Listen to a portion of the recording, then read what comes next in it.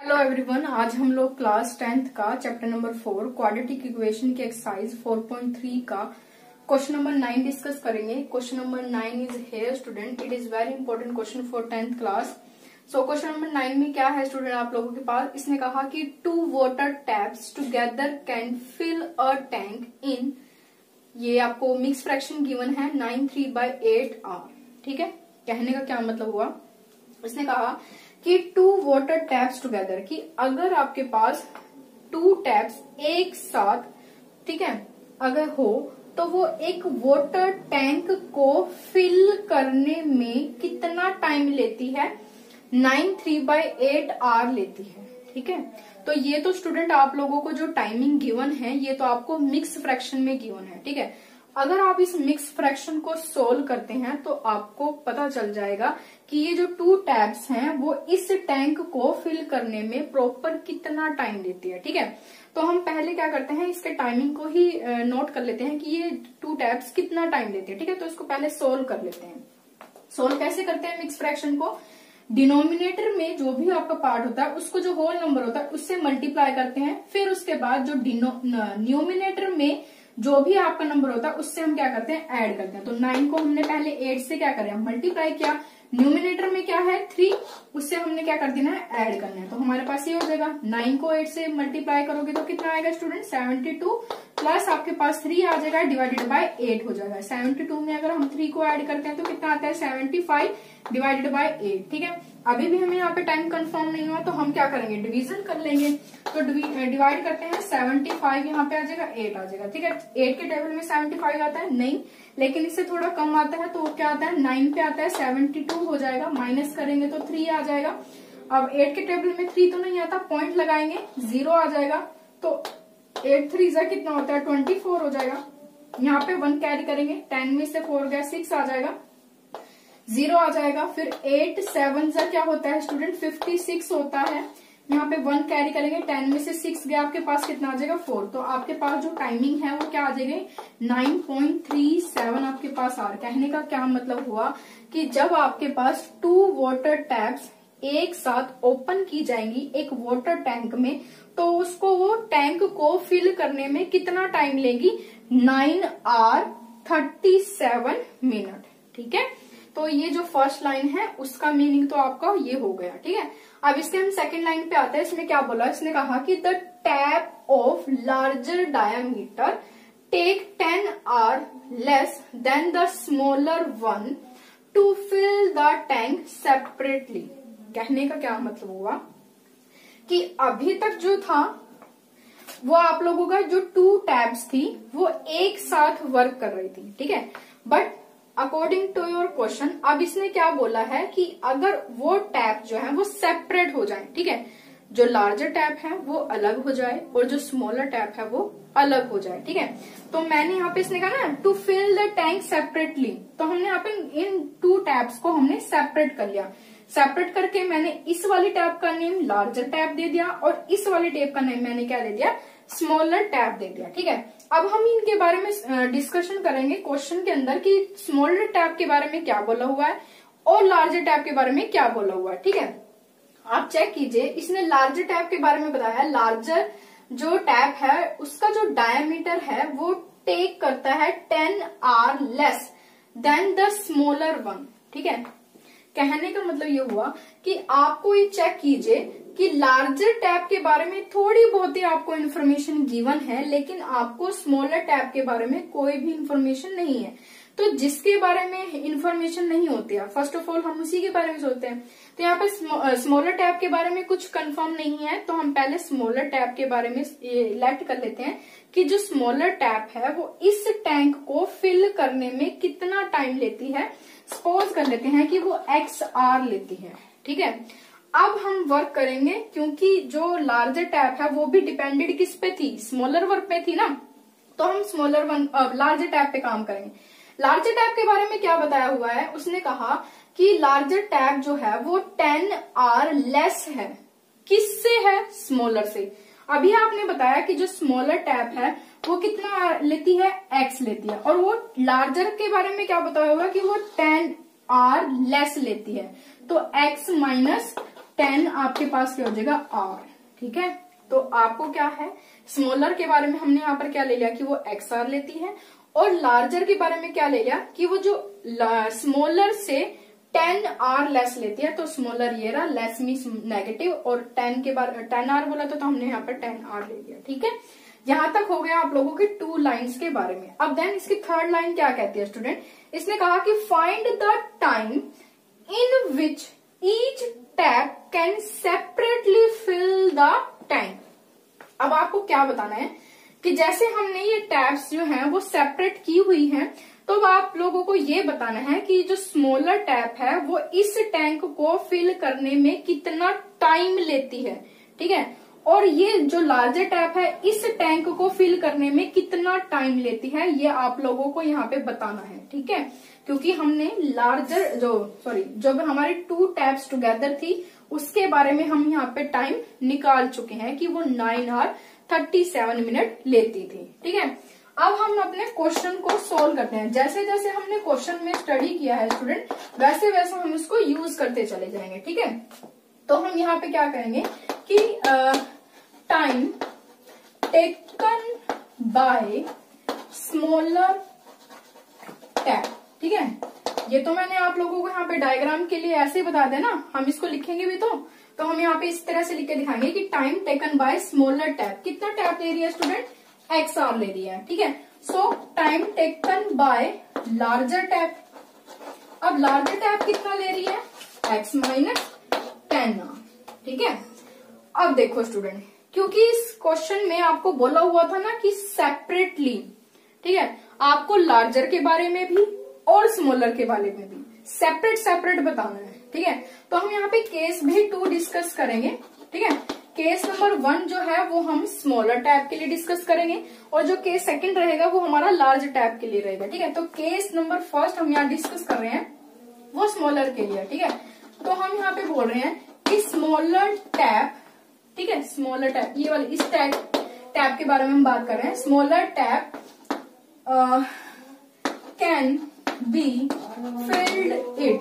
हाँ जी, हम यहाँ पे स्मॉलर टैप के बारे में बात कर रहे हैं कि जो टैंक है उसको फिल करने में कितना, इसको टोटल फिल करने में कितना टाइम ले रही है स्टूडेंट, एक्स आर ले रही है। ठीक है, तो हमने यहाँ पे लिख दिया एक्स आर। ठीक, अब हम यहाँ पे ये लेके चलते हैं कि सपोज करो ये तो उस जो स्मॉलर टैप है ये इसको पूरे टैंक को फिल करने में, पूरे को फिल करने में एक्स आर ले रही है। ठीक है, अगर हम वो पोर्शन निकालें कि वो 1 आवर में इसको कितना फिल कर रही है। ठीक है, तो हम यहाँ पे पोर्शन निकाल रहे हैं, portion of tank can be filled in 1 hour. ठीक है, पोर्शन इन 1 आवर, तो वो कितना, देखो स्टूडेंट, वो टोटल कितना फिल करने में टाइम ले रही है, एक्स आर। अगर मैं 1 आवर की बात करूं तो वो कितना करेगी, 1/x आर। तो इसका मतलब कि 1 आवर में वो कहीं ना कहीं वो उसका सिर्फ इतना ही पार्ट को क्या कर सकेगी, फिल कर पाएगी। मतलब सपोज करो, चलो हम एक चीज सपोज कर लेते हैं, मान लीजिए फॉर एग्जाम्पल, ठीक है, फॉर एग्जाम्पल हम ये सपोज कर लेते हैं कि ये जो स्मॉल टैप है इस टैंक को फिल करने में 10 आवर लगा रही है।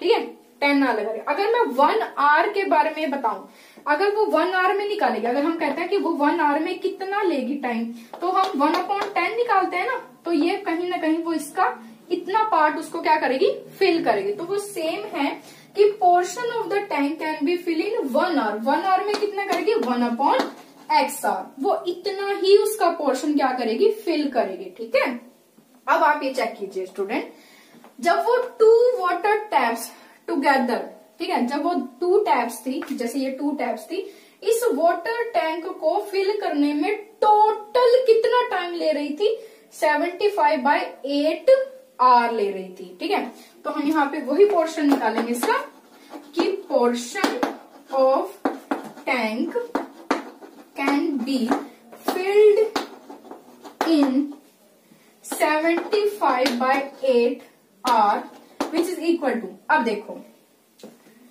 जैसे हमारे पास क्या है, ये टोटल को देखो, यहाँ पे 2 टैब्स थी, अभी तो हम सेपरेटली स्मॉल के बारे में बात कर रहे हैं ना। तो जब हमारी ये जो स्मॉल टैब है इसको फिल करने में, और ये दोनों के दोनों जब कर रही थी वो इतना कर रही थी, ठीक है। और हमारे पास जो जब हमने सेपरेट करके निकाली वो कितना कर रही थी, 1/x। अगर हम इन दोनों को मल्टीप्लाई करते हैं तो हमारा पोर्शन निकल आएगा ना, तो हम वही करेंगे। तो हम यहाँ पे क्या करेंगे, 75/8 इंटू में जो हमारे 1 आवर में कर रही थी, हमने इन दोनों को क्या कर दिया, मल्टीप्लाई। तो ये हमारा विच इज इक्वल टू 75/8x, ठीक है। इसे हमने इक्वेशन नंबर 1 का नाम दे दिया, ठीक है। ये हमारा फर्स्ट पोर्शन निकल गया। अब हमने यहाँ पर केस करना है स्टूडेंट, सेकंड डिस्कस करना है। वो किसके लिए केस सेकंड डिस्कस करेंगे, लार्जर वाले के लिए डिस्कस करेंगे, ठीक है। जैसे हमने सेम स्मॉलर वाले के लिए किया ना, स्टेप बाय स्टेप किसके लिए करेंगे, लार्जर के लिए। सेम होगा बट यहाँ पे थोड़ा चेंज हो जाएगा। यहाँ पे जो r है वो x माइनस क्या हो जाएगा, 10 हो जाएगा, बस और कुछ नहीं होगा।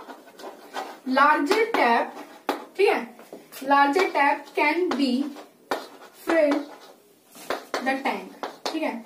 कितने टैंक में, टोटल मतलब ये जो लार्जर टैप है इस टैंक को पूरा का पूरा फिल करने में जो टाइम ले रही है वो कितना है, x माइनस 10r, ठीक है।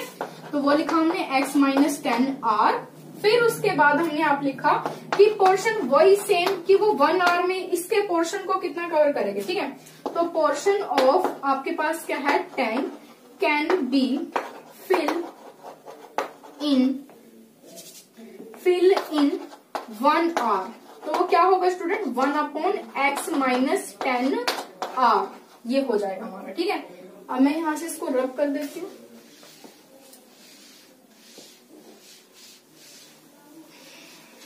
अब यहाँ पे हो जाएगा। अब देखो, अब जैसे जो सेम मैंने वहां बताया था, दोनों टैब्स थी वो इस टैंक को फिल करने में कितना टोटल टाइम ले रही थी, 75/8। तो यहाँ पे आ जाएगा हमारे पास portion can be filled by the tank in 75/8 which is equal to 75/8 into में क्या आ जाएगा आपके पास, 1/x माइनस 10r, ठीक है।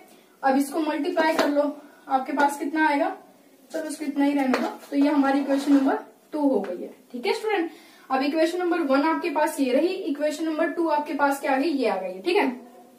अब देखो, मैंने आप लोगों को बताया था कि 1 आवर में इतना पोर्शन करता है और ये जो है 1 आवर के अकॉर्डिंग इतना करता है। अब हम यहाँ पे एक चीज सपोज करके चलते हैं स्टूडेंट, ठीक है।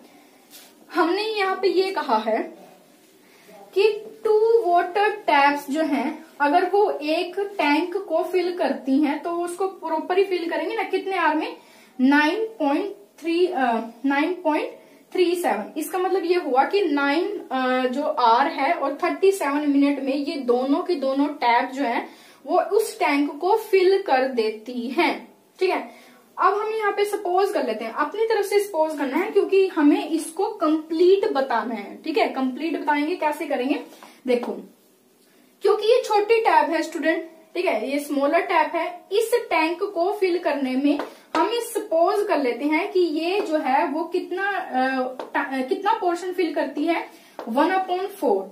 और ये लार्जर है, वो कितना पोर्शन फिल कर पाती है, 3/4 पोर्शन फिल कर पाती है। देखो, जैसे ये है, ये टैप है ना, ये टैंक है। हम ये सपोज कर लेते हैं कि ये जो हमारी स्मॉलर वाली टैप है ना, ये वाली, ये इस टैंक का सिर्फ 1/4 पार्ट, ठीक है, इसका 1/4 पार्ट ही क्या है वो फिल कर पा रही है, ठीक है। और जो ये लार्जर टैप है वो इसका कितना पोर्शन फिल कर पा रही है, 3/4 फिल कर पा रही है। अब आप इन दोनों टैब के वाटर को प्लस कर दीजिए, तो 3/4 ये कितना पोर्शन हो गया वाटर का, लार्जर वाली का, और ये वाला जो 1/4 पोर्शन हो गया वो स्मॉलर वाली का हो गया, ठीक है। इन दोनों को प्लस कर दो तो एलसीएम लो, कितना आएगा, 4। यहाँ पे आपके पास क्या आ जाएगा, 3 + 1 which is equal to 4/4 which is equal to 1।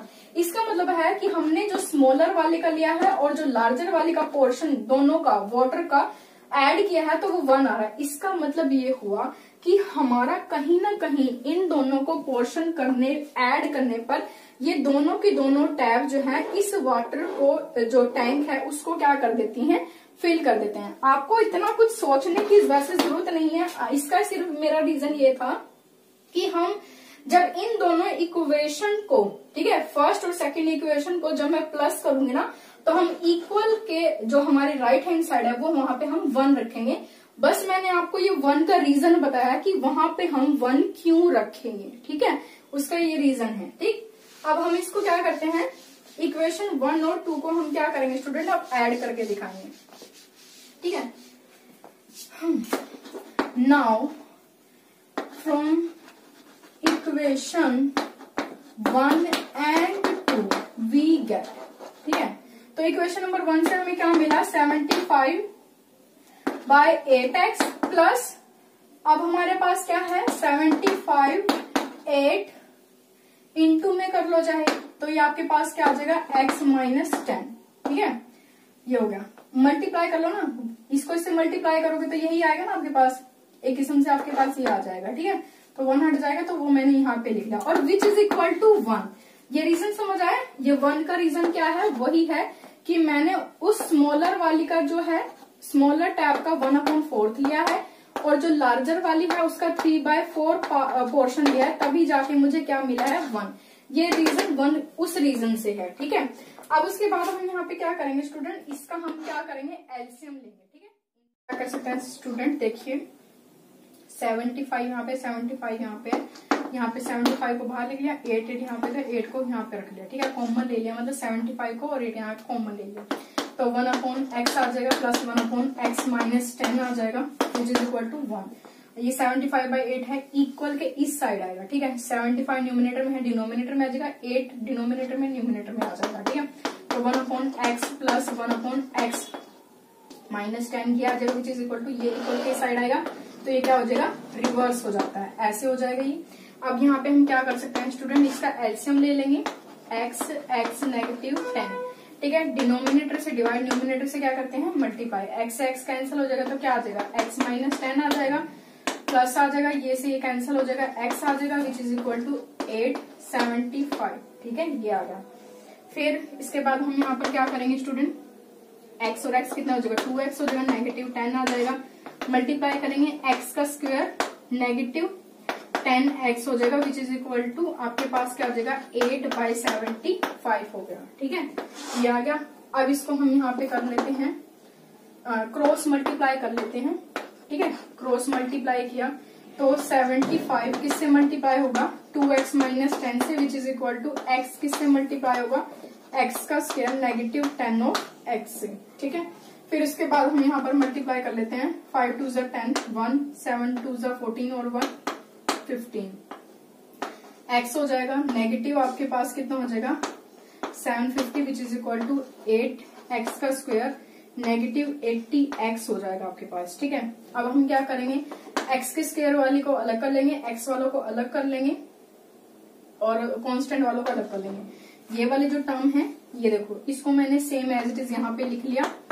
ठीक है, ये प्लस का था, इक्वल के इस साइड आएगा तो नेगेटिव 150x हो जाएगा। ठीक है ना, इस साइड आएगा, ये नेगेटिव का है, इस साइड आएगा तो ये क्या हो जाएगा positive 750, which is equal to 0। ठीक है, फिर यहाँ से क्या हो जाएगा 8x का square negative negative negative positive. ठीक है, 0 आ जाएगा, 8 और जो 5 है वो कितने हो जाएंगे 13 हो जाएंगे, 1 कैरी करेगा तो 2 आ जाएगा। ठीक है, तो 230 आ जाएगा plus 750, which is equal to क्या हो जाएगा 0 हो जाएगा। ठीक है, अब हमने यहाँ पर क्या किया स्टूडेंट, इसमें से हम 2 को कॉमन ले लेते हैं, सारे में से 2 को कॉमन ले लिया, तो 2 कॉमन बाहर आ गया, 4x का स्क्वायर हो गया नेगेटिव 2 1 2 2 1 2 2 5 10 x प्लस 2 यहाँ पे 2 3 6 2 7 आपके पास कितना हो जाएगा 14 और 2 5 10 हो जाएगा, विच इज इक्वल टू 0। ये इक्वल के इस साइड आएगा, मल्टीप्लाई में है, इक्वल के इस साइड आएगा तो क्या हो जाएगा 0 हो जाएगा ना, तो आपके पास 4x का स्क्वायर नेगेटिव 115x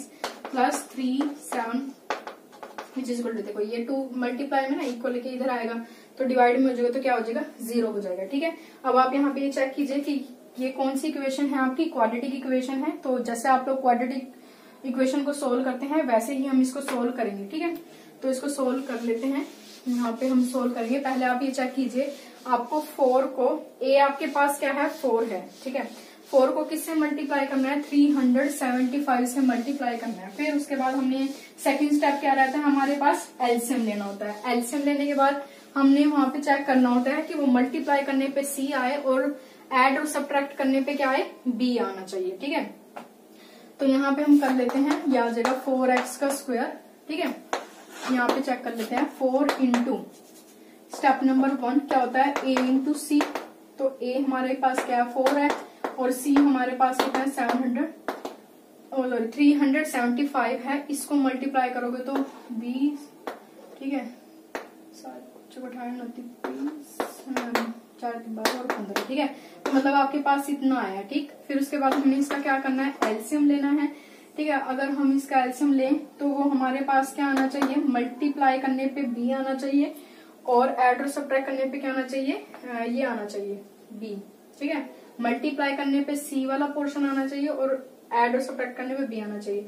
तो इसको हम अगर डायरेक्ट ये लिख लें, 115 है ना, अगर हम 100 को 15 से मल्टीप्लाई करते हैं तो 1500 ही आता है, ठीक है, विच इज इक्वल टू सी। और अगर मैं 100 में 15 को ऐड करती हूँ तो आपको 115 मिलता है, which is equal to b. तो यहाँ से हमारा क्वेश्चन बहुत ही इजी हो जाएगा, ठीक है। तो ये स्टेप कर लेते हैं हम यहाँ से। देखो मैंने आपको ये बोला है कि ये वाला जो पोर्शन है और ये वाला पोर्शन आपको सेम लिखना होता है, तो वो मैं यहाँ पे सेम ही लिख रही हूँ, ठीक है। विच इज इक्वल टू क्या हो जाएगा, 0 हो जाएगा। और b आप चेक कीजिए, b यहाँ पे जो b है मतलब आपका 115 है, तो इसको हमने यहाँ पे कैसे बनाया, 100 और मैंने प्लस किया हुआ है 15 को, तो वहां पे हमारा क्या हो जाएगा, नेगेटिव का साइन है ना वहां पे, तो नेगेटिव आपका 100 आ जाएगा और x हो जाएगा और आपके पास क्या हो जाएगा, नेगेटिव आपके पास क्या हो जाएगा स्टूडेंट, 15x हो जाएगा, ठीक है। क्योंकि मल्टीप्लाई करने पे आपको 1500 मिल रहा है और एड सब्ट्रैक्ट करने पे आपको क्या मिल रहा है, 115 मिल रहा है, ठीक है। तो हम यहाँ पे क्या करेंगे स्टूडेंट, 4 को कॉमन ले लेते हैं, ठीक है, x कॉमन ले लेते हैं, x माइनस 25 हो जाएगा, ठीक है। क्योंकि 25 को अगर 4 से मल्टीप्लाई करते हैं तो वो हमारा क्या देता है, 100 ही देता है, माइनस आपके पास ये आ जाएगा। और यहाँ पे हम 15 रख लेते हैं बाहर कॉमन, x नेगेटिव आपके पास 25 विच इज इक्वल टू 0, क्योंकि जब आप 15 को मल्टीप्लाई करोगे ना 25 से तो आपको 375 ही मिलेगा, ठीक है।